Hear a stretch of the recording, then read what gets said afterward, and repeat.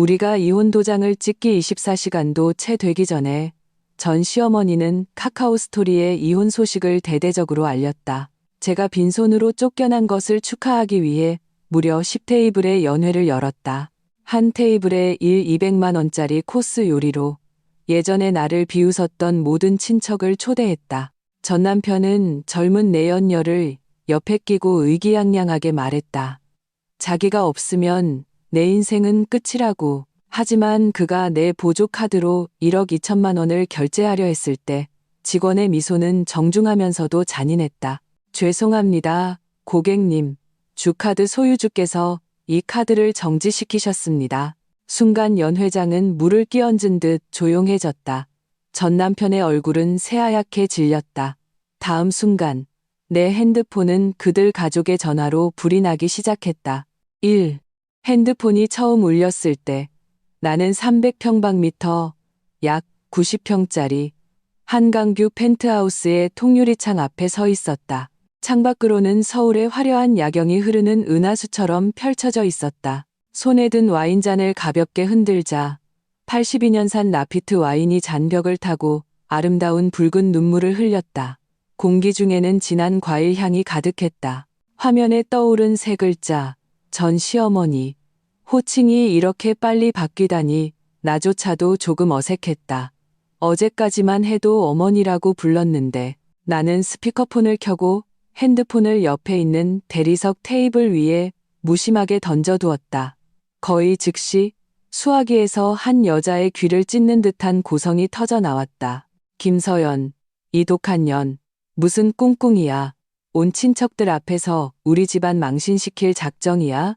그 목소리가 너무 커서 고막이 윙윙거릴 정도였다. 나는 와인 한 모금을 마셨다. 와인이 목구멍을 타고 따뜻하게 흘러내렸다. 나는 나지막이 웃었다. 크지 않은 소리였지만 전파를 타고 선명하게 전달되었다. 어머님, 저희 이제 이혼했어요. 호칭 정리하셔야죠. 전화기 저편에서 잠시 침묵이 흘렀다. 내가 이렇게 태연하게 나올 줄은 몰랐던 모양이다. 이내 더 히스테릭한 고함이 터져 나왔다. 호칭은 무슨 놈의 호칭. 김서연, 똑똑히 들어. 당장 그깟 카드 정지 풀어. 안 그러면 내가 널 가만두지 않을 거야. 그녀의 말투에는 오랫동안 나를 하녀처럼 부리던 관성이 가득했다. 그녀는 내가 아직도 강준혁을 위해, 이 집안을 위해 모든 굴욕을 참고 사는 김서연인 줄 알았다. 안타깝게도 그런 김서연은 어제 죽었다. 나는 핸드폰을 들어 화면을 가볍게 터치했다. 미련 없이 전화를 끊었다. 세상이 순간 고요해졌다. 와인잔 속 얼음이 부딪히는 미세한 소리까지 들리는 듯했다. 1초, 2초, 핸드폰이 다시 미친 듯이 울부짖기 시작했다. 이번에는 화면에 강준혁이라는 이름이 떴다. 내 전남편, 어제 이혼 서류에 도장을 찍을 때 눈가에 해방감과 경멸을 담고 있던 그 남자. 나는 다시 전화를 받았고 여전히 스피커폰이었다. 김서연, 너 지금 뭐 하는 거야? 강준혁의 목소리는 분노를 억누르고 있었지만 겉으로는 일말의 이성을 유지하려 애썼다. 아마 강 대표로서의 마지막 체면이었을 것이다. 그만 좀 해, 착하지. 일단 호텔 계산부터 하고. 무슨 일이든 집에 와서 얘기하자. 우리 집안 체면이 있지. 이렇게 망신당할 순 없잖아. 그의 말투는 마치 떼쓰는 아이를 달래는 것 같았다. 나는 웃음이 터져 나올 뻔했다. 우리 집안? 나는 그 세 글자를 천천히 되뇌었다. 혀끝에서 느껴지는 것은 와인의 향뿐만 아니라 짙은 조롱이었다. 강준혁 씨, 그건 당신 집안이지. 이제 내 집안이 아니에요. 그리고 그 카드는 내 거예요. 내가 정지하고 싶으면 하는 거지 누구에게 설명할 필요 없어요. 그는 마침내 가면을 벗어던졌다. 목소리가 갑자기 높아지며 모욕감에 찬 분노가 터져 나왔다. 김서연, 적당히 해. 내가 먹는 거, 입는 거, 쓰는 돈 한 푼까지 다 내가 번 돈이야. 그 카드는 내가 너한테 베푼 은혜라고. 내가 마음만 먹으면 너 당장 그 집에서 쫓아낼 수 있다는 거 몰라? 나는 창밖의 화려한 야경을 바라보았다. 이 집은 설계도부터 타일 한 장까지 모두 내 피와 땀이 서려 있는 곳이다. 그는 마지막에 몸만 들어와 살았을 뿐이다. 그러고는 뻔뻔하게 모든 사람에게 이것이 자신을 위해 이룬 성이라고 말했다. 내 목소리는 평온했다. 어디 한번 해보시죠. 말을 마치고 다시 전화를 끊었다. 이번에는 아예 방해금지 모드로 설정했다. 하지만 곧 낯선 번호로 문자 메시지 한 통이 왔다. 언니, 꼭 이렇게까지 하셔야 해요? 무슨 말이든 좋게 할 수 있잖아요. 왜 다들 보기 안 좋게 만드세요? 준혁 오빠도 순간 실수한 거잖아요. 이번 한 번만 용서해 주시면 안 돼요? 연회 비용이 문제잖아요. 친척들이 다 보고 있다고요. 이 착한 척하는 향기가 화면을 뚫고 나올 것 같았다. 한유라, 젊고 예쁘고 명문대 인턴이라는 후광을 업고 사무실에서 내 남편과 놀아나던 그 여자. 나는 무표정하게 그 번호를 차단했다. 그리고 인스타그램을 열었다. 손에 든 와인잔, 테이블 위에 이혼 서류, 그리고 창밖에 환상적인 한강 야경을 찍었다. 새로운 시작을 축하하며 글을 올리고 전송 버튼을 눌렀다. 이 모든 것을 마치자 절친 임지수의 전화가 걸려왔다. 그녀는 내 방해금지 모드를 뚫을 수 있는 유일한 사람이었다. 전화를 받자마자 그녀의 억누를 수 없는 흥분된 웃음소리가 들려왔다. 나의 여왕님, 정말 멋져. 방금 정보원한테 연락 왔는데 신라호텔 지배인이 경호원들 데리고 나타났대. 강준혁이랑 그 가족들. 지금 뜨거운 냄비 위에 개미처럼 모든 친척들한테 둘러싸여서 원숭이 구경거리 신세가 됐다고 하더라. 나는 소파에 기대어 눈을 감았다. 그 장면을 상상했다. 두꺼운 파운데이션으로 뒤덮인 전 시어머니의 얼굴은 분명 잿빛이 되어 있을 것이다. 체면을 목숨처럼 여기는 강준혁은 쥐구멍에라도 숨고 싶을 것이다. 그리고 한때 나를 알도 못 낳는 암탉이라며 강준혁에게 과분하다고 비웃던 친척들은 지금쯤 수군거리며 그들 집안의 웃음거리를 실컷 즐기고 있을 것이다. 정말 멋지다. 나를 모욕하기 위해 마련된 이 성대한 연회가 그들 자신의 처형장이 되었다. 그리고 나는 그 처형 버튼을 누른 집행관이다. 뭘 서둘러. 나는 전화기 너머의 지수에게 나지막이 말했다. 이제 막 시작했을 뿐인데. 지수는 국내 최고의 로펌 파트너 변호사답게 행동력이 대단했다. 그녀는 곧 내게 동영상 하나를 보내왔다. 그녀의 친구의 친구의 친구가 마침 그 축하 연회에 참석했다가 목숨 걸고 찍은 것이라고 했다. 영상은 조금 흔들리고 소음도 심했지만 그 다채로운 표정들을 보기에는 충분했다. 카메라 중앙에는 전 시어머니 이미숙이 핸드폰을 들고 친척들에게 차례로 전화를 돌리고 있었다. 그녀의 얼굴에서 늘 보이던 오만함과 냉소는 온데간데 없고 비굴하게 아첨하는 미소가 자리 잡고 있었다. 둘째 형님. 저 동서예요. 네. 다름이 아니라 제가 지금 급하게 돈이 좀 필요한데 혹시 1천만 원만 빌려주실 수 있을까요? 애들 학원비 때문에. 알겠습니다, 형님. 그럼 방해해서 죄송합니다. 전화를 끊고 그녀는 심호흡을 한 뒤 다음 번호로 전화를 걸었다. 아이고, 큰아주버님. 제가 아주버님을 어떻게 잊겠어요. 다름이 아니라 우리 준혁이가 급한 일이 좀 생겨서 2천만 원만 좀 융통해 주실 수 있을까요? 다음 달에 바로 갚을게요. 네? 펀드에 돈이 묶여 있다고요? 장기 펀드요. 네, 알겠습니다. 연달아 몇 통의 전화를 걸었지만 돌아오는 대답은 아이 학원비를 내야 한다거나 펀드에 돈이 묶였다거나 혹은 아내가 돈 관리를 해서 마음대로 할 수 없다는 핑계뿐이었다. 평소에는 입만 열면 우리 준혁이 출세했다며 강씨 집안에 어떻게든 연주를 대려던 사람들이 지금은 하나같이 빈틈없는 회계사가 되어 자신의 자산을 깨끗하게 비워버렸다. 이미숙의 얼굴은 억지 미소에서 잿빛으로 그리고 마침내는 흑빛으로 변해갔다. 마치 한순간에 10년은 늙어버린 듯했다. 그녀 옆에 있던 전 시아버지 강대호. 평생 별 볼 일 없으면서 허세만 부리던 그 남자는 가슴을 부여잡고 강준혁의 코를 가리키며 소리쳤다. 이 쓸모없는 놈. 네가 들인 그 재수 없는 년 좀 봐라. 이혼하고 나서까지 우리 집안을 망하게 하려고 작정을 했구나. 여자 하나 제대로 단속 못해. 강준혁의 표정은 극도로 굳어 있었다. 그는 안절부절 못하며 이마에 땀을 뻘뻘 흘렸다. 공들여 세팅한 머리도 헝클어져 있었다. 그는 옆에 있는 한유라의 손을 마치 마지막 지푸라기라도 잡는 심정으로 꽉 잡았다. 너희 아빠 큰 사업 하신다며. 일단 1억만 보내달라고 해. 빨리. 영상 속 한유라의 얼굴이 순간 하얗게 질렸다. 그녀는 눈을 피하며 우물쭈물했다. 저희 아빠도 요즘 회사 자금이 좀 어려워서. 강준혁의 눈에는 실망과 경멸이 가득했다. 그는 한유라의 손을 거칠게 뿌리쳤고 그녀는 비틀거리며 휘청였다.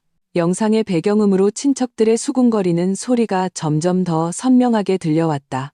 취취, 대단한 사업가인 줄 알았더니 허풍이었구먼. 그러게 말이야.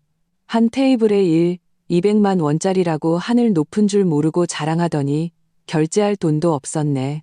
듣자 하니 집도 차도 다 여자 쪽 집안 거라던데. 이혼했으니 강준혁은 이제 빈털털이 아니야? 아무래도 그런 것 같아. 그러니 김서연이 저렇게 당당하게 나오지.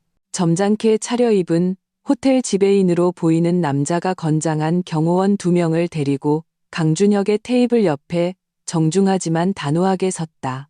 강준혁 고객님, 저희 호텔도 영세한 사업장이라 여기 1억 2천만 원 식사 비용은 어떻게 하시겠습니까?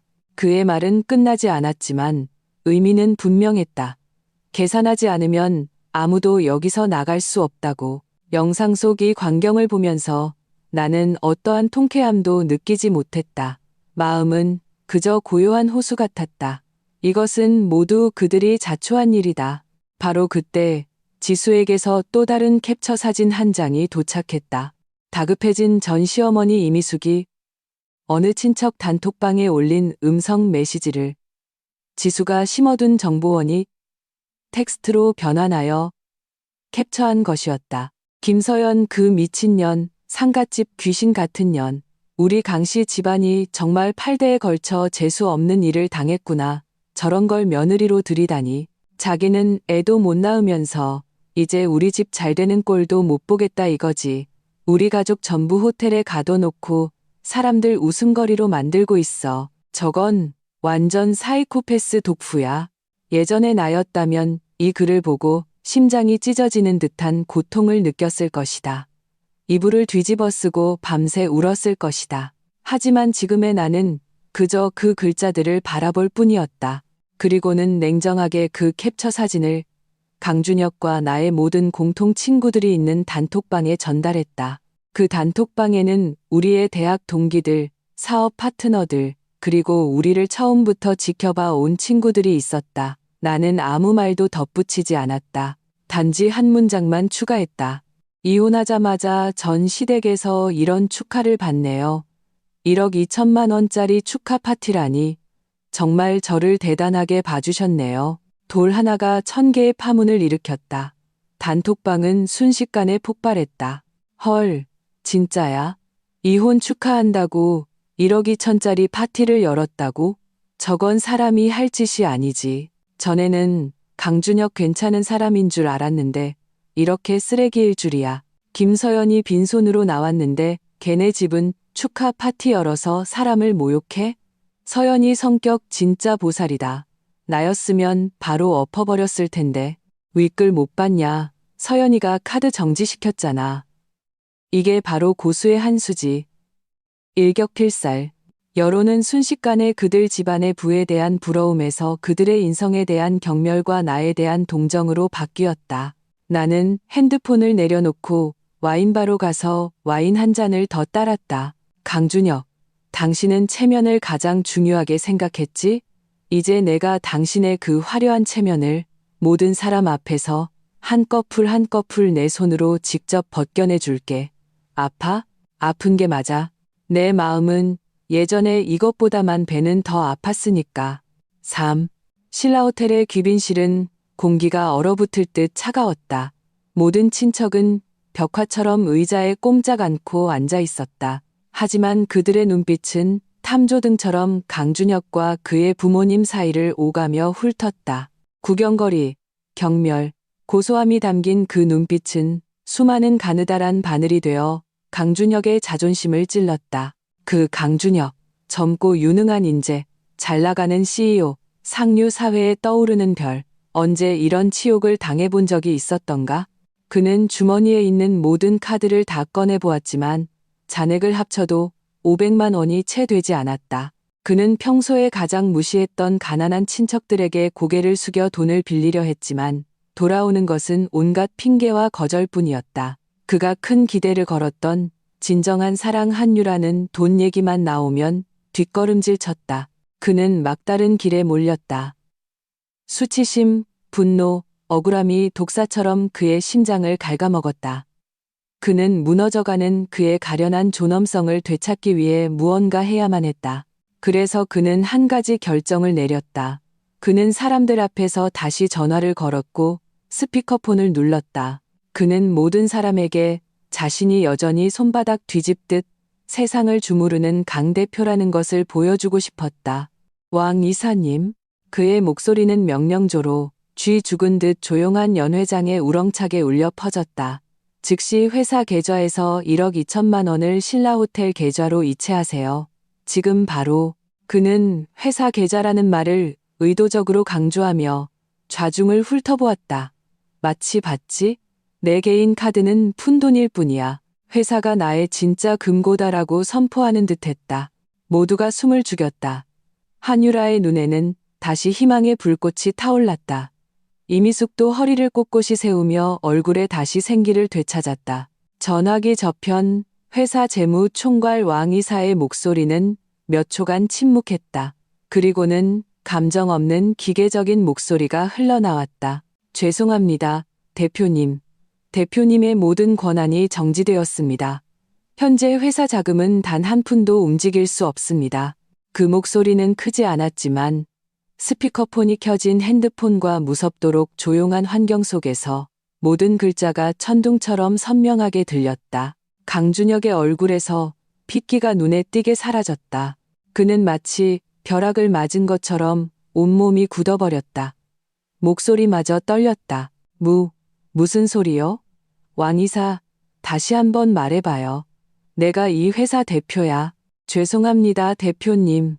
왕이사의 목소리는 여전히 감정 없는 AI처럼 평온했다. 이것은 회사 최대 주주이신 김서연님께서 직접 내리신 지시입니다. 1시간 전 김서연님께서 온라인 시스템을 통해 긴급 자산 청산 및 감사 절차를 개시하셨습니다. 해당 절차가 종료되기 전까지 김서연님 본인을 제외하고는 그 누구도 회사 자금을 사용할 수 없습니다. 김서연님, 최대 주주. 이 두 단어의 조합은 마치 원자폭탄처럼 연회장에 있는 모든 사람의 머릿속에서 폭발했다. 이미숙과 강대호를 포함한 모든 친척은 마치 일시정지 버튼을 누른 것처럼 입을 쩍 벌리고 외계인을 보는 듯한 믿을 수 없는 눈빛으로 강준혁을 쳐다보았다. 그들이 뭘 들은 거지? 그들 눈에 강준혁에게 빌부터 사는, 직업도 없고 수입도 없고 집에서 빨래나 하고 밥이나 하는 가정주부 김서연이 회사의 최대 주주라고. 그럼 강준혁은 뭐지? 이름만 걸어놓은 바지 사장, 대릴 사위?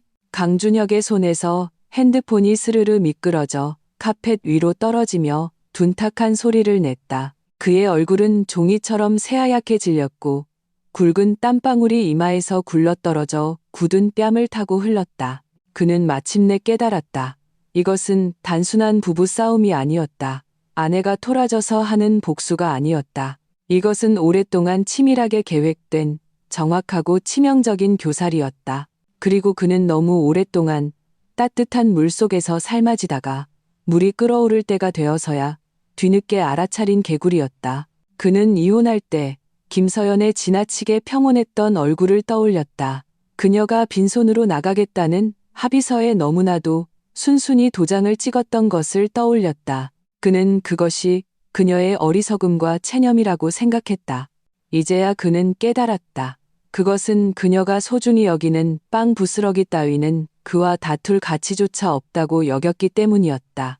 왜냐하면 그 빵을 만드는 공장 전체가 그녀의 소나귀에 단단히 쥐어져 있었기 때문이다. 그는 졌다. 완벽하게 체면도 남김없이 졌다. 옆에 있던 한유라는 김서연이 최대주주라는 말을 듣는 순간 눈빛이 완전히 변했다. 그녀가 강준혁을 보는 시선에는 충격, 의심, 그리고 속았다는 배신감과 계산적인 경멸이 뒤섞여 있었다.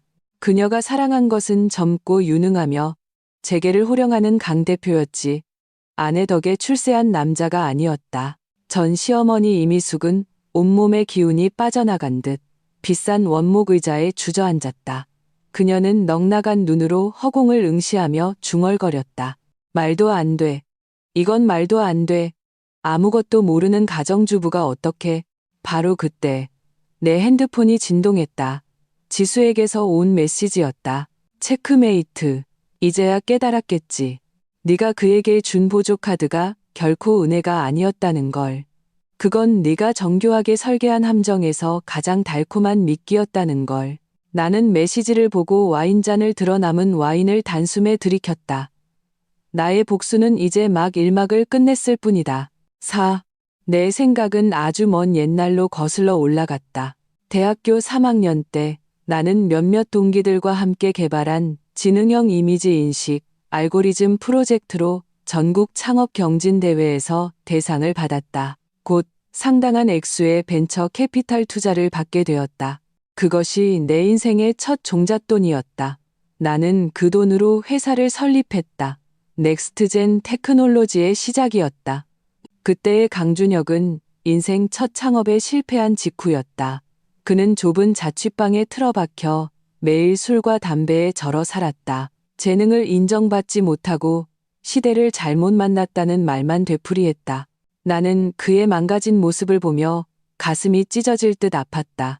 그는 내 대학 선배였고 대학 시절 가장 빛나던 토론 동아리 회장이었으며 내 청춘 내내 내가 우러러보고 짝사랑했던 사람이었다. 나는 그가 그렇게 무너지는 것을 지켜볼 수 없었다. 그를 격려하고 다시 일으켜 세우기 위해 나는 당시에는 너무나도 옳다고 생각했던 결정을 내렸다. 나는 새로 설립한 회사의 CEO 자리를 그에게 주었다. 준혁 선배. 선배는 나보다 경영을 잘하고 사교성도 뛰어나잖아요. 이 회사는 선배의 리더십이 필요해요. 나는 선배 뒤에서 조용히 기술 개발에만 전념할게요. 그는 그때 감격의 눈물을 흘리며 나를 끌어안고 내가 자기 인생의 빛이라고 말했다.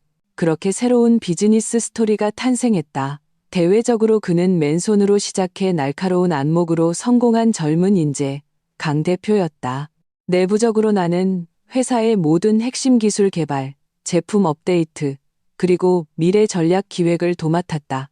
그는 그저 고급 맞춤 정장을 입고 각종 포럼과 파티에서 유창하게 연설하고 언론과 카메라 앞에서 자신의 자수성가 성공 스토리를 되풀이하며 모든 꽃과 박수갈채를 즐기기만 하면 되었다. 나는 순진하게도 이것이 사랑이고 부부 일심동체라고 믿었다. 그의 영광이 곧 나의 영광이라고 생각했다. 나는 이런 자기희생적인 위대함에 취해 기꺼이 그의 뒤에 있는 이름 없는 여자가 되었다.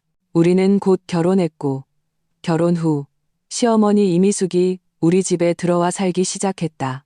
그녀는 처음부터 나를 무시했다. 평범한 집안 출신인 내가 자기처럼 잘난 아들에게는 과분하다고 생각했다. 우리가 사는 고급 빌라, 타고 다니는 외제차, 쓰는 돈 한 푼까지 모두 내가 설립한 회사에서 나온 것이었지만 그녀는 이 모든 사실을 애써 외면했다. 그녀 눈에는 이 모든 것이 자기 아들 강준혁의 능력 덕분이었고 나는 그저 운 좋게 높은 가지에 기어오른 여자일 뿐이었다. 그녀는 매일 집에서 나를 들볶았다. 바닥은 아직도 안 닦았니? 내 남편이 먼지 구덩이에서 살길 바라? 오늘 반찬은 이게 뭐니? 짜거나 싱겁거나 너 밥은 할 줄 아니? 내 꼴 좀 봐. 맨날 화장도 안 하고 옷은 가정부처럼 입고 다니고 데리고 나가면 내 아들 망신이야. 강준혁은 매번 그냥 좋은 게 좋은 거라며 넘겼다. 우리 엄마 원래 저러시잖아. 내가 좀 참아. 강준혁을 위해, 이 가정을 위해 나는 모든 것을 참았다. 심지어 아이가 생기면 모든 것이 나아질 것이라고 순진하게 생각했다. 나는 곧 임신했다. 임신 테스트기에 두 줄이 나타났을 때 나는 세상을 다 가진 듯 기뻤다. 이것이 우리 사랑의 결실이고 우리 가정을 더욱 굳건하게 해줄 끈이라고 믿었다. 하지만 나는 몰랐다. 그것이 내 모든 환상을 무너뜨릴 마지막 지푸라기가 될 줄은. 그날은 회사 중요 프로젝트의 계약일이었다. 나는 임신 3개월 차였고 입덧이 심했지만 정성껏 도시락을 만들어 회사로 향했다. 강준혁에게 깜짝 선물을 해주고 싶었고 내가 수많은 밤을 새워가며 성공시킨 프로젝트가 결실을 맺는 것을 직접 보고 싶었다. 나는 아무에게도 알리지 않고 바로 최상층의 CEO 사무실로 갔다. 사무실 문이 살짝 열려 있었고 안에서 남녀의 웃음소리가 들려왔다. 심장이 쿵 내려앉았다. 나는 귀신에 홀린 듯 문틈으로 안을 들여다보았다. 그 장면은 시뻘겋게 달아오른 인두처럼 내 망막에 영원히 지워지지 않을 낙인을 찍었다. 강준혁, 내 남편. 그는 젊고 예쁜 여자를 거대한 사무용 책상 위에 밀어붙이고 있었다. 그 여자는 내가 아는 사람이었다. 새로 온 인턴 한유라. 그녀는 교태 섞인 웃음을 흘리며 그를 밀어내는 척하며 애교를 부렸다.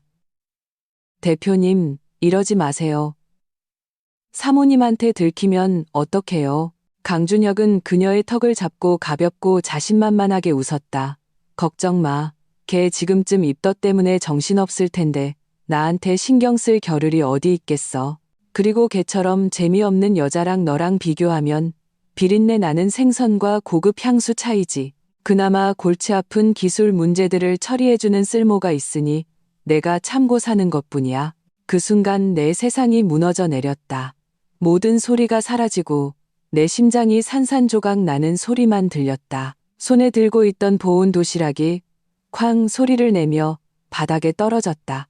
음식과 국물이 사방으로 튀었다. 사무실 안에 두 사람이 깜짝 놀라 돌아보았다. 나를 본 강준혁의 얼굴에 당황한 기색이 스쳐 지나갔지만 이내 분노로 바뀌었다. 여긴 왜 왔어? 발소리도 없이. 아랫배에 격렬한 통증이 느껴졌다. 뜨거운 액체가 허벅지 안쪽을 타고 천천히 흘러내렸다. 나는 바닥에 섬뜩한 붉은 핏자국을 보며 의식이 빠르게 멀어졌다. 의식을 잃기 전 내가 마지막으로 들은 말은 강준혁이 한유라에게 분노에 차서 한 말이었다. 멍하니 서서 뭐해? 빨리 왕이사님 모셔와. 오늘 계약 성사 못 시키면 널 가만두지 않겠어. 나는 유산했다. 차가운 수술대 위에 누워 내 마음은 몸보다 더 차가웠다. 나는 내장이 텅 빈 목각인형처럼 차가운 기계들이 내 몸속을 드나드는 것을 무감각하게 느꼈다. 내가 3개월 동안 그토록 기대했던 아이는 그렇게 사라졌다. 깨어났을 때 병실에는 나 혼자였다. 강준혁과 그의 어머니는 다음 날이 되어서야 마지못해 나타났다. 위로도 죄책감도 없었다. 강준혁은 그저 짜증스럽게 말했다. 아직 형태도 갖추지 않은 애 가지고 뭘 그렇게 유난이야. 너 때문에 어제 회사가 얼마나 큰 계약을 놓쳤는지 알아? 시어머니 이미숙은 옆에서 비아냥거리며 거들었다. 그러게, 제 몸 하나 간수 못해서 애를 떨구고 내 아들 앞길까지 막잖아. 내가 보니 넌 재수없는 년이야. 그 순간 나는 한때 내 목숨처럼 여겼던 두 사람을 바라보았다. 마음속의 모든 사랑, 모든 미련, 모든 환상이 잿더미로 변했다. 남은 것은 뼛속까지 시린 한기와 하늘을 찌를 듯한 증오뿐이었다. 슬픔이 극에 달하면 마음이 죽는다. 퇴원 후 내가 가장 먼저 한 일은 지수에게 연락한 것이었다. 나는 모든 것을 털어놓았다. 내 가장 친한 친구인 그녀는 그 자리에서 분노의 차컵을 던지며 당장 사람을 시켜 강준혁의 다리를 부러뜨리겠다고 했다. 나는 그녀를 말렸다. 지수야, 내가 원하는 건 그런 육체적인 고통이 아니야. 나는 그가 사회적으로 매장당하길 원해. 그와 그의 가족 모두가 구름 위에서 진흙탕으로 떨어져 영원히 헤어나오지 못하게 만들고 싶어.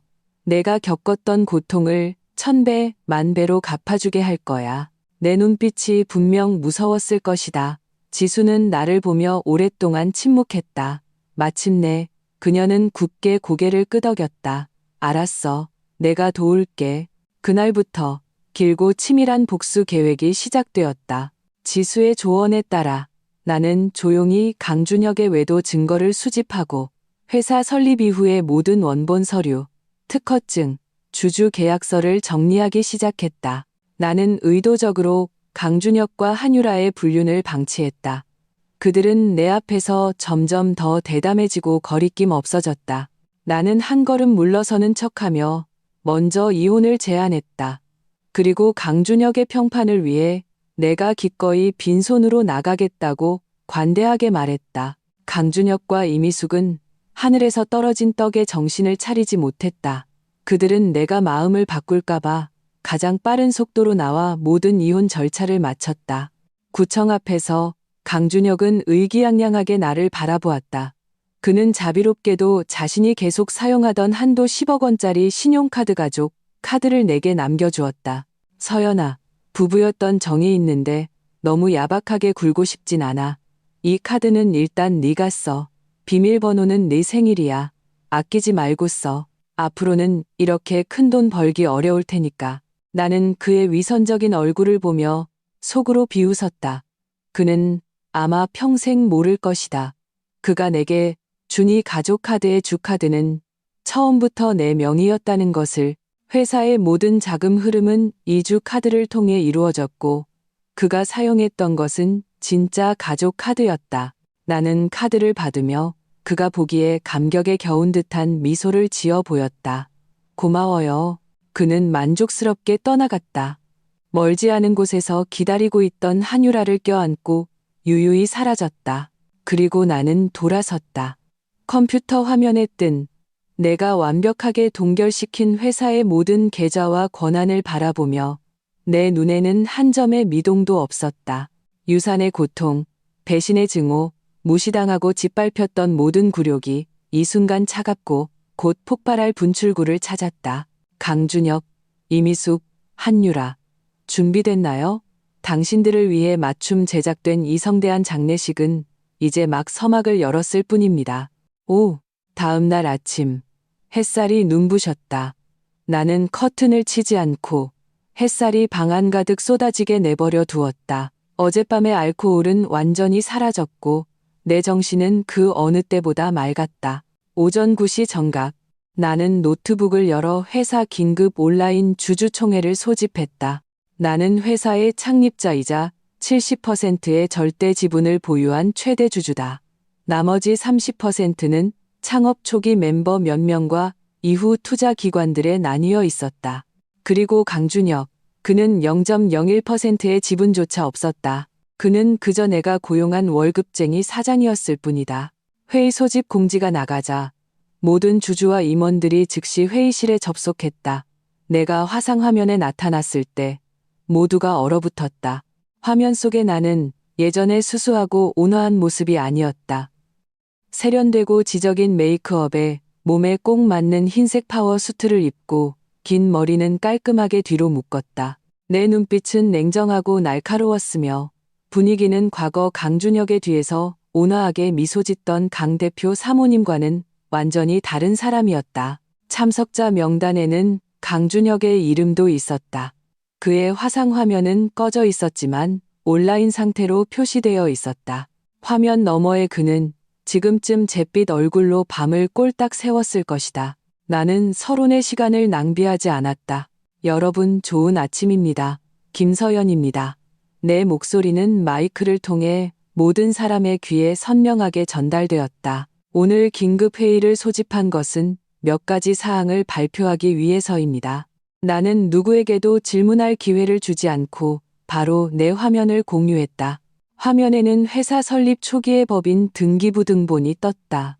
대표이사와 최대 주주 이름에 김서연이라는 세 글자가 선명하게 적혀 있었다. 이어서 회사 설립 이후 모든 핵심 프로젝트의 특허증이 나타났다. 특허 발명자는 예외 없이 모두 김서연이었다. 마지막으로 최초 주주 계약서와 역대 투자 유치에 따른 지분 변동 기록이 공개되었다. 증거는 산처럼 쌓여 누구도 이의를 제기할 여지를 남기지 않았다. 회의실은 죽은 듯이 고요했다. 평소에 강 대표만 알고 나를 무시하던 임원들의 얼굴 표정이 각양각색으로 변했다. 첫 번째 안건입니다. 나는 침묵을 깼다. 목소리는 얼음장처럼 차가웠다. 강준혁 씨의 CEO 직위를 해제합니다. 즉시 효력이 발생합니다. 말이 떨어지자마자 강준혁이 직접 발탁했던 영업총괄 이사가 즉시 반발하고 나섰다. 반대합니다. 강 대표님은 회사를 위해 혁혁한 공을 세우셨습니다. 어떻게 하루아침에 해임할 수 있습니까? 김 총괄님. 아니, 김서연 씨.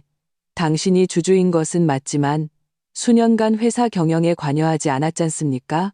오자마자 독단적으로 결정하는 겁니까? 나는 그의 화상화면을 차갑게 쏘아보았다. 유 이사님, 맞죠? 나는 다른 파일을 열어 즉시 공유했다. 재무 데이터에 따르면 유 이사님이 담당하는 강남지사는 지난 1년간 4분기 연속 실적이 30% 이상 하락했습니다. 하지만 부서 경비와 접대비는 실적이 가장 좋은 강북지사보다 50%나 높군요.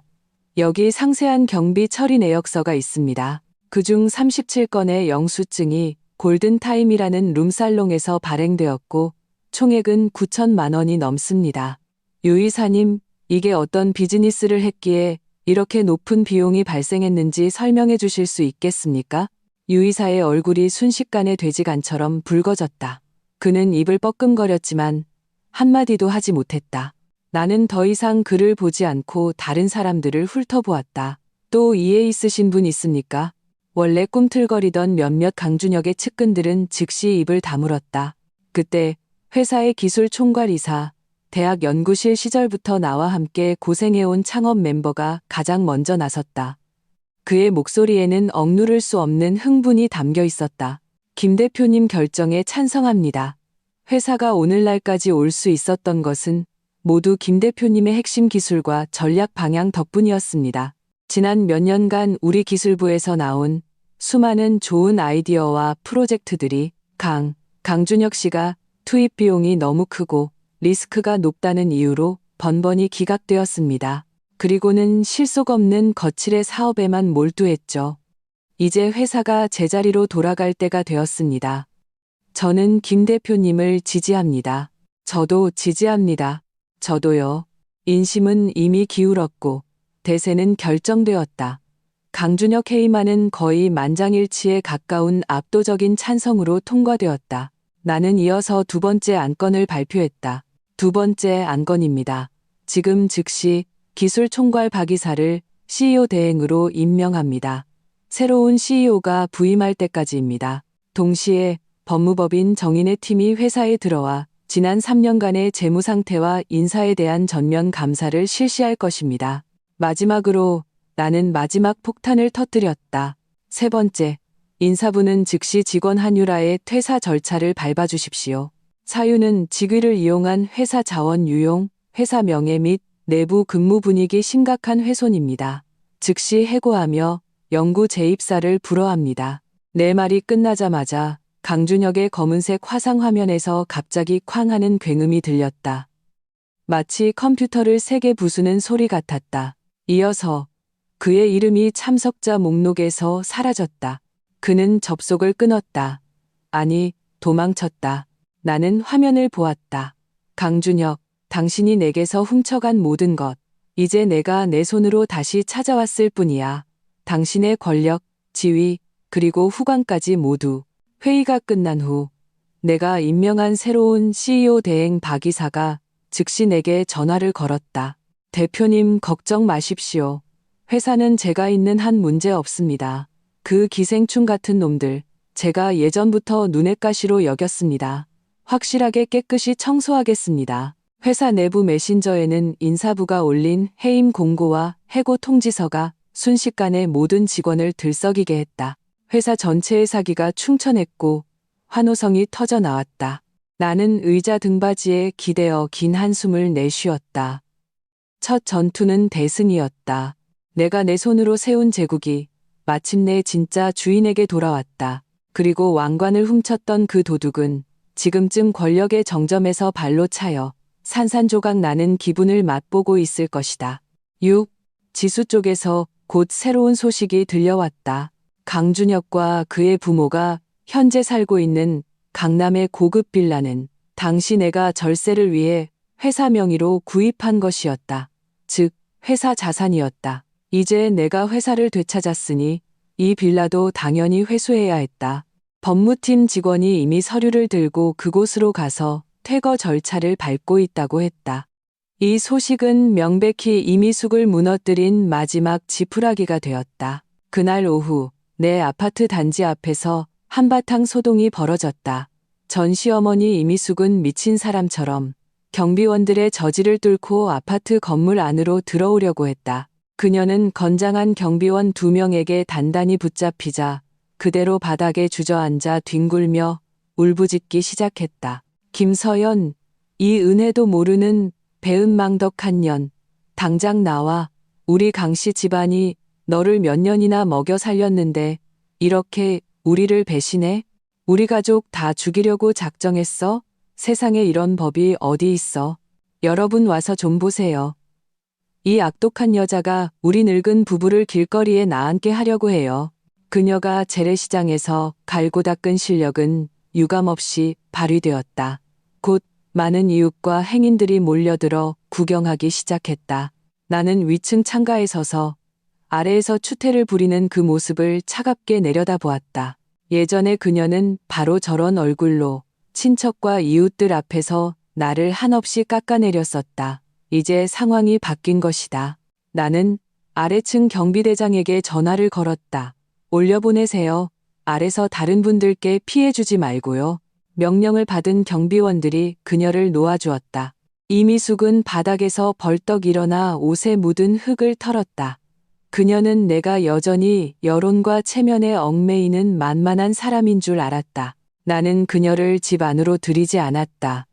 지수가 보내준 건장한 경호원 2명을 옆에 세우고 아파트 현관문 앞에 서 있었다. 엘리베이터 문이 열리고 이미숙은 나를 보자마자 부모의 원수를 만난 듯 손톱을 세우고 내게 달려들었다. 내가 너 같은 년을 가만두지 않을 거야. 그녀가 내 옷깃에 닿기도 전에 양옆의 경호원들이 그녀의 팔을 하나씩 붙잡았다. 그녀는 꼼짝도 할 수 없었다. 김서연, 당장 회사 준혁이한테 돌려주고 빌라도 우리한테 돌려줘. 안 그러면 내가 너랑 끝까지 갈 줄 알아. 그녀는 목에 핏대가 서도록 악을 썼다. 나는 그녀를 내려다보며 말했다. 어머님이 저한테 빈손으로 나가라고, 그 집에서 꺼지라고 하셨을 땐 이런 얼굴이 아니셨는데요. 내 목소리는 나지막했지만 마치 그녀의 기세에 찬물을 끼얹는 것 같았다. 이미숙은 잠시 멍해졌다. 그녀는 아마 강하게 나가는 것은 통하지 않는다는 것을 깨달은 모양이다. 그러자 연극 같은 장면이 벌어졌다. 그녀의 얼굴 표정은 불과 몇 초 만에 180도 바뀌었다. 분노와 발악이 사라지고 그 자리에 역겨울 정도의 아첨과 애원이 들어섰다. 그녀의 무릎이 힘없이 꺾이며 쿵 소리와 함께 내 앞에 차가운 바닥에 꿇어앉았다. 서연아, 우리 착한 며느리, 어미가 잘못했다. 어미가 그때는 귀신에 씌었나 보다. 정신이 나갔었어. 그녀는 내 다리를 붙잡고 콧물 눈물을 다 쏟아내며 진심으로 우는 척했다. 다 이 어미 잘못이야. 어미가 밖에서 떠도는 헛소문만 믿고 너한테 못되게 굴었어. 준혁이랑 다시 합쳐라. 응? 우린 아직 한 가족이잖아. 회사고 집이고 다 우리 거 아니겠니? 그 여우 같은 년, 한유라는 내가 이미 쫓아냈어. 준혁이 마음속에는 너밖에 없어. 나는 웃었다. 바닥에 엎드려 추태를 부리는 이 여자를 보며 진심으로 웃음이 나왔다. 이제 와서 잘못을 안다고. 나는 천천히 몸을 숙여 그녀와 눈을 맞췄다. 늦었어요. 나는 그녀의 귓가에 우리 둘만 들을 수 있는 목소리로 한자 한자 또박또박 말했다. 예전에 제가 당신들 강씨 집안의 손주를 임신했을 때 당신 아들의 불륜 현장을 목격하고 유산해서 차가운 수술대 위에 혼자 외롭게 누워있을 때 당신은 어디에 있었죠? 아, 깜빡했네요. 당신은 그때 당신의 보물 같은 아들을 따라 그 놀란 내연녀를 달래주러 갔었죠. 당신은 오직 당신 아들이 그 일로 기분을 망치거나 그 중요한 회의에 지장을 받을까봐 걱정했잖아요. 이미숙의 몸이 확 굳어졌다. 그녀는 고개를 들어 믿을 수 없다는 듯 나를 쳐다보았다. 그녀의 얼굴에서 핏기가 순식간에 사라졌다. 그녀는 그 일이 완벽하게 숨겨졌다고 생각했을 것이다. 나는 몸을 일으켜 있지도 않은 먼지를 털어냈다. 그러니 다시는 저를 서연아라고 부르지 마세요. 역겨우니까. 그리고 다시는 가족이라는 말도 꺼내지 마세요. 당신 아들은 저에게 과분하니까. 말을 마치고 더 이상 그녀를 보지 않고 돌아서서 문을 닫으려 했다. 문이 닫히기 직전 나는 차갑게 마지막 말을 던졌다. 당신 아들에게 전하세요. 쇼는 이제부터 시작이라고. 쾅 하는 소리와 함께 두꺼운 문이 안과 밖의 세계를 갈라놓았다. 문 밖에서는 이미숙의 절망에 찬 울부짖음과 저주가 들려왔다. 나는 문에 기댄 채 긴 한숨을 내쉬었다. 3년 동안 가슴에 맺혔던 원한이 조금은 풀리는 것 같았다. 7. 늙은 여우를 처리했으니 이제 어린 여우 차례였다. 지수의 팀은 효율이 대단했다. 불과 이틀 만에 그들은 상세한 목록 하나를 정리해냈다. 한유라가 강준혁과 어울려 지낸 2년 동안 강준혁의 직위를 이용해 각종 명목으로 회사에서 경비 처리한 금액이 총 3억 2,700만 원에 달했다. 수천만 원짜리 에르메스 버킨백부터 수천만 원짜리 파텍 필립 시계, 그리고 각종 해외여행, 고급 레스토랑에서의 식사까지 모든 내역이 명확하게 기록되어 있었다. 과거에 이 돈들은 강준혁의 서명 한 번으로 모두 회사 운영 비용으로 처리되었다. 이제 이 썩은 빚을 갚아야 할 사람이 필요했다. 나는 직접 한유라를 찾아가지 않았다. 나는 지수에게 두꺼운 소비 내역서 뭉치와 함께 단호한 어조의 내용 증명을 그녀의 시골 부모님 댁으로 보내달라고 했다. 내용 증명에는 한유라가 15일 이내에 모든 금액을 반환해야 하며 그렇지 않을 경우 회사는 업무상 횡령 및 사기 혐의로 정식으로 소송을 제기할 것이라고 명시되어 있었다. 나는 그녀를 자랑스러워하며 딸이 서울에서 재벌 2세를 만났다고 사방에 자랑하고 다니는 그녀의 부모님도 그들의 보물 같은 딸이 얼마나 유능했는지 똑똑히 보게 하고 싶었다. 역시 내 예상대로였다. 내용 증명이 도착한 지 사흘째 되던 날, 나는 낯선 번호로 전화를 받았다. 한유라였다. 전화기 너머 그녀의 목소리에서는 예전의 교태와 가식은 온데간데 없고 공포와 떨림만이 남아있었다. 대표님. 아니, 서연 언니.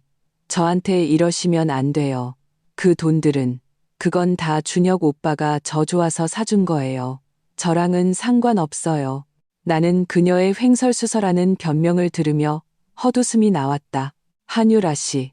첫째, 그 돈은 강준혁 씨 돈이 아니라 회사 돈이었어요. 둘째, 당신 것이 아닌 것을 누렸으니 이제 그에 상응하는 대가를 치러야죠.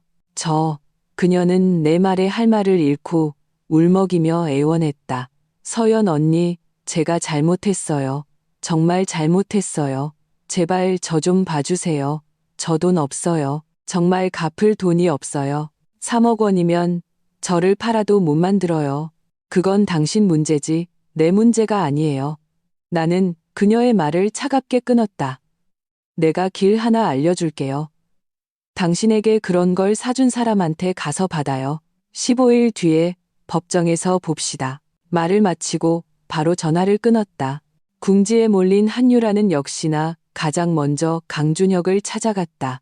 안타깝게도 지금의 강준혁은 더 이상 세상을 호령하던 강 대표가 아니었다. 그는 회사에서 쫓겨나고 빌라는 회수당했으며 자신의 모든 재산은 어제의 그 어처구니없는 연회에서 탕진해버렸다. 그는 이제 제 한 몸 건사하기도 힘든 처량한 신세였다.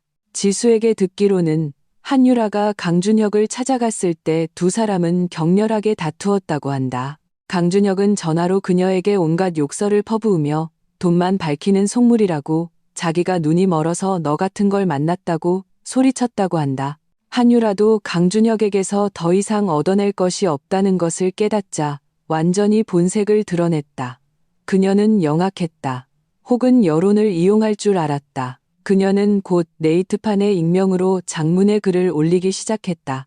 그녀의 글 속에서 그녀는 강준혁의 CEO라는 지위와 거짓된 부에 속아 넘어간 세상 물정 모르는 피해자가 되어 있었다. 그녀는 강준혁이 어떻게 자신의 감정을 기만하고 어떻게 자신을 유혹하여 함정에 빠뜨렸는지, 그리고 일이 터지자 어떻게 자신을 헌신짝처럼 버렸는지를 폭로했다. 신빙성을 더하기 위해 그녀는 강준혁에 알려지지 않은 추악한 비밀들도 폭로했다. 예를 들어 그가 실제로는 극심한 열등감에 시달려 공식적인 연설 전에는 항상 거울 앞에서 수십 번씩 연습을 했다는 것, 허영심이 극에 달해 수백만 원짜리 셔츠라도 로고가 잘 보이지 않으면 절대 입지 않았다는 것, 그리고 술에 취하면 심지어 자기 부모님을 때리고 욕하며 쓸모없는 늙은이라고 무시했다는 것 등이었다. 가장 충격적인 것은 그녀가 강준혁 때문에 2번이나 낙태를 했다고 주장하며 이제 강준혁에게 5억 원의 위자료 및 정신적 피해 보상금을 요구한다는 것이었다. 순식간에 언론 포장으로 만들어진 강준혁의 다정하고 순정적인 성공한 사업가 이미지는 완전히 무너져 내렸다. 그는 전 국민의 조롱거리가 되었다. 퐁퐁남, 가정폭력남이라는 꼬리표가 그의 이름에 단단히 붙었다. 나는 그들 두 사람이 인터넷상에서 서로를 물어뜯는 것을 보았다. 개싸움에 먼지만 날리는 꼴이었다. 그저 한없이 역겨울 뿐이었다. 사무실에서 서로 사랑을 속삭이며 진정한 사랑이라고 확신하던 그 남녀가 이익과 위기 앞에서는 소위 말하는 사랑이 얼마나 허망하게 부서지는지 지수가 내게 잘했어 이모티콘을 보내왔다. 이게 바로 늑대를 집에 들였다가 결국 그 늑대에게 물리는 꼴이지. 쌤통이다. 나는 웃는 이모티콘으로 답장했다. 그리고 나는 회사 홍보팀을 시켜 내부 관계자의 계정으로 한유라의 성형 전후 고화질 비교 사진 몇 장과 그녀가 대학 시절 동시에 여러 명의 남자를 어장관리하며 돈을 뜯어냈던 카카오톡 대화 캡처본을 실수로 유출시켰다. 이것으로 한유라도 완전히 끝장났다. 그녀의 순수한 피해자 코스프레는 순식간에 무너졌고 그녀는 모두에게 손가락질 받는 꽃뱀이 되었다. 두 광대의 추악한 싸움은 마침내 막을 내렸다. 그들에게 남은 것은 엉망진창이 된 평판과 온몸에 새겨진 욕설뿐이었다. 그리고 이 연극의 감독인 나는 이미 다음막의 대본을 준비해 두었다. 8. 신라호텔 법무팀은 나의 우정어린 제보에 힘입어 가차없이 강준혁 가족을 법원에 고소했다. 1억 2천만 원, 단 한 푼도 깎아줄 수 없다는 입장이었다. 판결은 금방 나왔다. 연회의 예약자인 강준혁이 모든 비용을 부담해야 했다. 여기에 한유라의 끈질긴 소송과 그가 예전에 흥청망청 쓰며 남긴 카드비까지 더해져 강준혁은 처음으로 사면초가가 무엇인지 뼈저리게 느끼게 되었다. 그가 알던 모든 부자 친구들은 그를 차단했다. 그는 일자리를 구하려 했지만 그의 화려한 이력은 이미 업계에 널리 퍼져 제대로 된 회사 중 그를 받아주는 곳은 아무데도 없었다. 궁지에 몰린 그들은 결국 한 가지 선택을 할 수밖에 없었다. 수십 년간 살아왔고 그들 명의로 된 유일한 재산인 집을 파는 것이었다. 그 집은 마포에 있는 낡은 아파트였지만 위치가 좋아 수억권은 좋게 나갔다. 그 집은 이미숙과 강대호의 평생의 자랑이었고 이웃들 앞에서 아들이 출세했다고 자랑하는 자부심의 원천이었다. 이사하는 날 추적추적 비가 내렸다. 나는 가지 않았다. 지수가 현장 사진을 보내주었다. 사진 속에는 이삿짐 센터 직원들이 분주히 오가며 익숙한 가구들을 트럭에 싣고 있었다. 이미숙은 아파트 단지 아래 돌계단에 주저앉아 헝클어진 머리로 넋 나간 표정을 짓고 있었다. 마치 비바람에 침식된 석상 같았다. 예전에 그녀는 바로 저 돌계단에 앉아 지나가는 이웃들에게 가장 과장된 목소리로 내가 몰고 온 외제차를 자랑하면서도 가장 경멸적인 어조로 내가 그저 운전기사일 뿐이라고 암시했었다. 강대호는 낡은 느티나무 아래 기대어 연신 담배를 피워댔다. 그의 뒷모습은 구부정했다. 강준혁은 멍하니 옆에 서서 빗물이 머리와 옷을 적시는 것을 그대로 내버려 두고 있었다. 한때 그들 가족을 둘러싸고 강 사장님, 미숙 씨라며 아첨하던 이웃들은 이제 멀찌감치 떨어져 창문 너머로 손가락질하며 수군거렸다. 그의 높은 건물을 보았고 그의 화려한 잔치를 보았고 그리고 그의 건물이 무너지는 것을 보았다. 세상 인심의 냉혹함이 이 순간 극명하게 드러났다. 그들은 집을 판 돈으로 빚을 갚고 나니 남은 돈으로는 서울에서 가장 외진 변두리에 있는 낡고 작은 빌라의 옥탑방을 얻을 수 있을 뿐이었다. 그곳은 엘리베이터도 없는 낡은 빌라 꼭대기층이었다. 복도에는 잡동사니가 가득 쌓여 있었고 벽에는 검은 곰팡이와 아이들의 낙서가 가득했다. 공기 중에는 눅눅한 냄새와 음식물 냄새가 뒤섞인 이상한 악취가 진동했다. 강남의 펜트하우스에서 마포의 아파트로 그리고 이제는 몸 하나 돌리기도 힘든 이 비둘기장 같은 곳으로 천국에서 지옥으로 직행하는 이 거대한 낙차는 한 사람의 모든 정신적 지주를 무너뜨리기에 충분했다. 평생을 허영심에 기대어 살아온 남자 강대호는 며칠을 버티지 못하고 뇌졸중으로 쓰러져 병원으로 실려갔다. 겨우 목숨은 건졌지만 반신이 마비되고 말도 어눌해졌다. 병원의 독촉장은 눈처럼 날아들었다. 이미숙은 매일 병원과 옥탑방을 오가며 눈물로 밤을 지새웠다. 그리고 강준혁은 비싼 병원비를 감당해야 할 뿐만 아니라 미친 여자 한유라의 시도 때도 없는 괴롭힘과 은행의 카드빚 독촉 전화에 시달려야 했다. 그는 초췌하고 비참했다. 듣자 하니 밤마다 잠을 이루지 못하고 술에 취하면 혼자 중얼거리기 시작했다고 한다. 그는 집에 돌아오면 깨끗한 방, 맛있는 식사, 다려진 셔츠가 준비되어 있던 과거를 그리워하기 시작했다. 그는 내가 회사의 모든 일을 완벽하게 처리해 자신은 밖에서 폰만 잡으면 되었던 시절을 그리워하기 시작했다. 그는 나를 그리워하기 시작했다. 하지만 무슨 소용인가? 이 세상에 후회라는 약은 없다. 나는 지수가 보내온 이 소식들을 보며 마음속은 고요한 우물 같았다. 이것은 단지 디저트일 뿐이다. 진짜 메인 요리는 아직 나오지도 않았다. 9. 나는 강준혁에게 시간을 주었다. 그가 가난, 굴욕, 그리고 절망의 맛을 충분히 음미하게 할 필요가 있었다.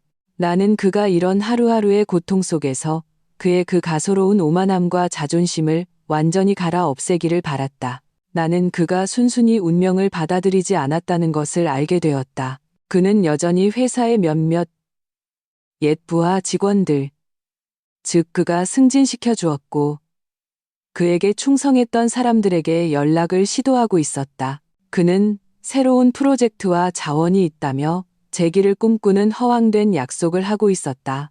비록 응하는 사람은 거의 없었지만 이것만으로도 나는 경계심을 갖기에 충분했다. 풀을 베려면 뿌리까지 뽑아야 한다. 나는 그에게 단 한 줌의 재기할 기회도 주어서는 안 되었다. 나는 내 손에 쥔 마지막이자 가장 치명적인 카드를 꺼내기로 결심했다. 나는 컴퓨터에 수없이 암호화된 폴더 하나를 열었다. 그 안에는 3년 전의 한 사건 파일이 저장되어 있었다.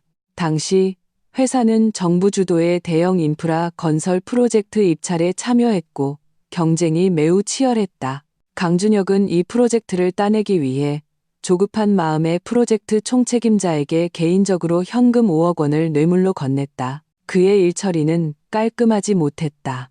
은행 계좌 이체 기록과 모호한 내용의 통화 녹음 파일이 남아 있었다.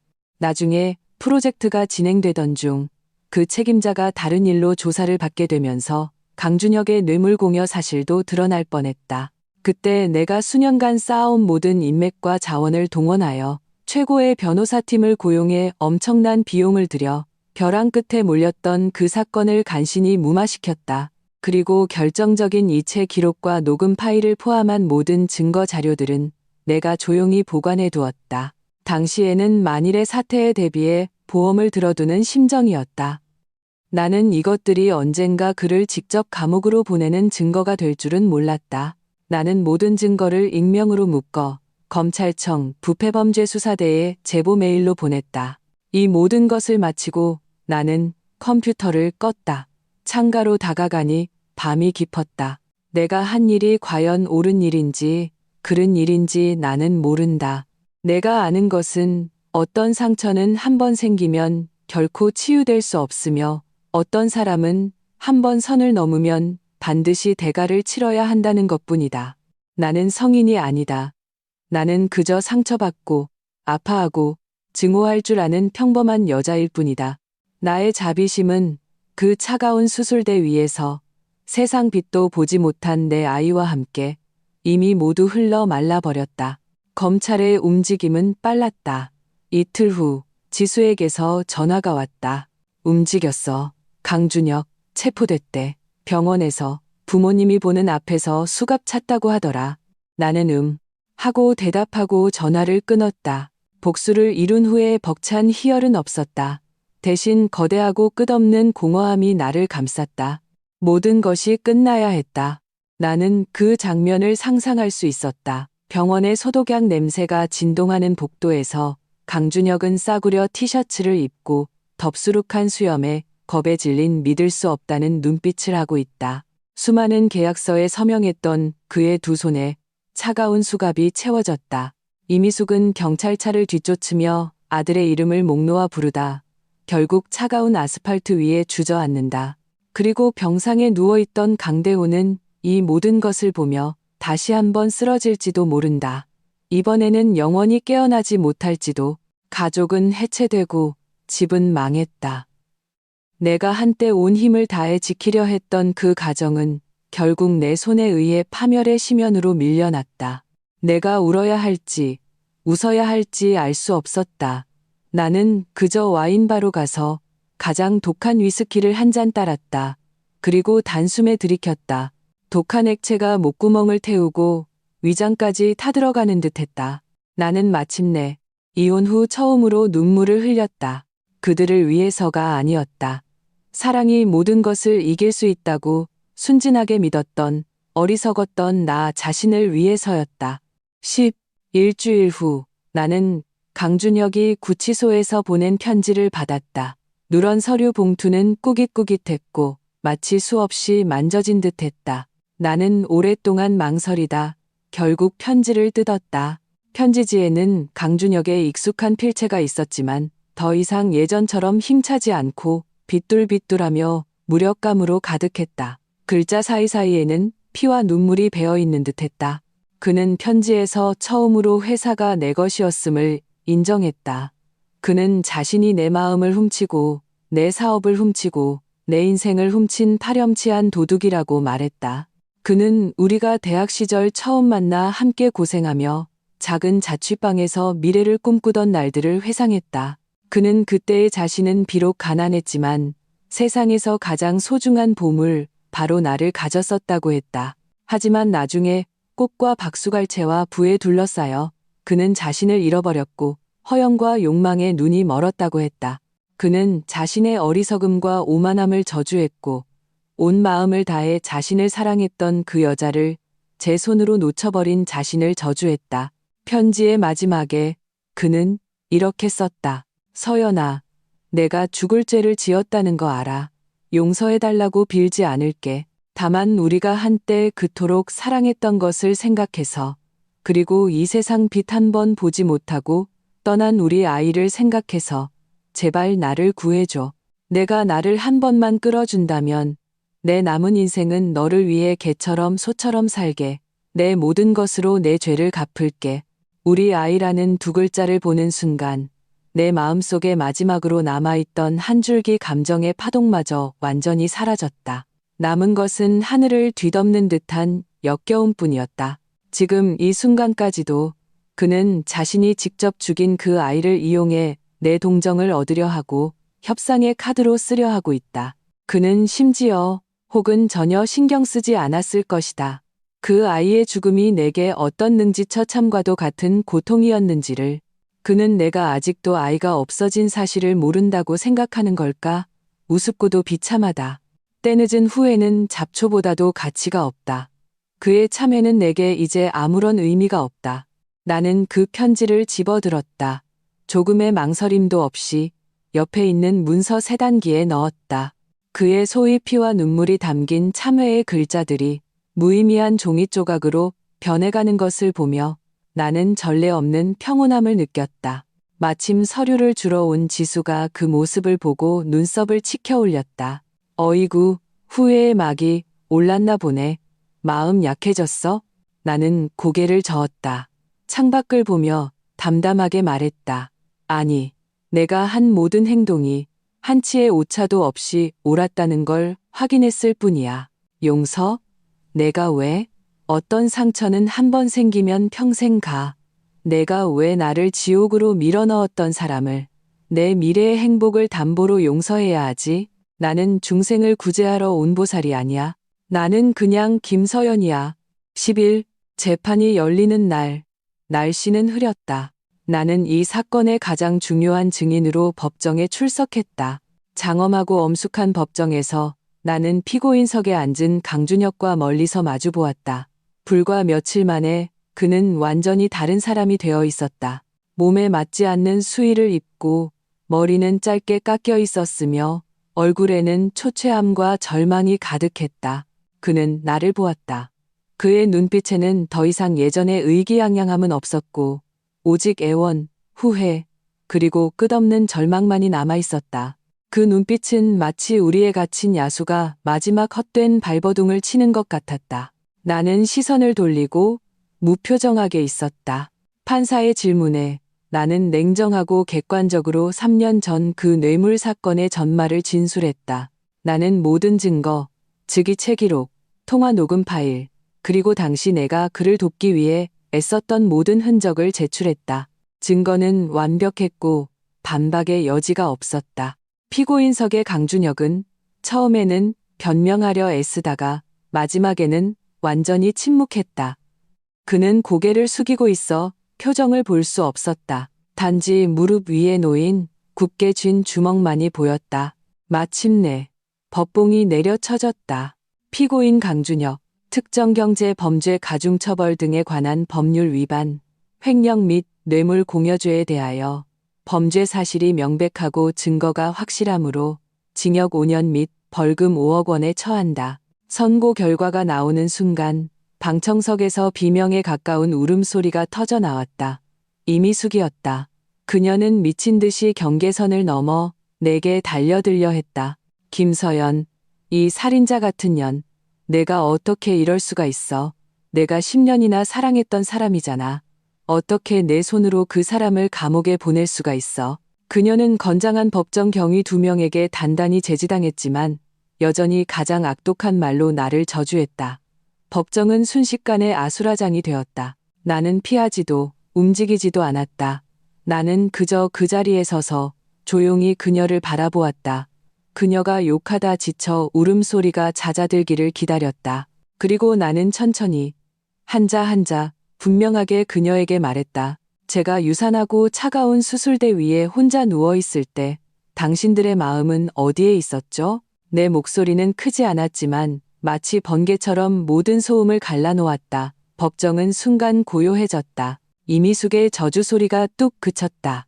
그녀는 입을 벌린 채 마치 누군가 목을 조른 것처럼 한마디도 하지 못했다. 그녀의 얼굴에서 핏기가 사라지고 잿빛이 되었다. 나는 그녀를 보았다. 이 한마디가 어떤 반격보다 더 강력하다는 것을 알았다. 이것은 그녀가 영원히 변명할 수 없는 원죄였다. 나는 더 이상 그녀를 보지 않았다. 완전히 죄수가 되어버린 강준혁도 보지 않았다. 나는 돌아섰다. 한 걸음 한 걸음 흔들림 없이 법원을 걸어 나갔다. 무거운 법원 문을 밀고 나섰을 때 한 줄기 눈부신 햇살이 구름을 뚫고 정확히 내 얼굴에 쏟아졌다. 조금 눈이 부셨지만 더없이 따뜻했다. 나는 알았다. 내 인생은 이 순간부터 그 더럽고 추악했던 과거와 완전히 단절되었다. 나의 새로운 인생이 시작되었다.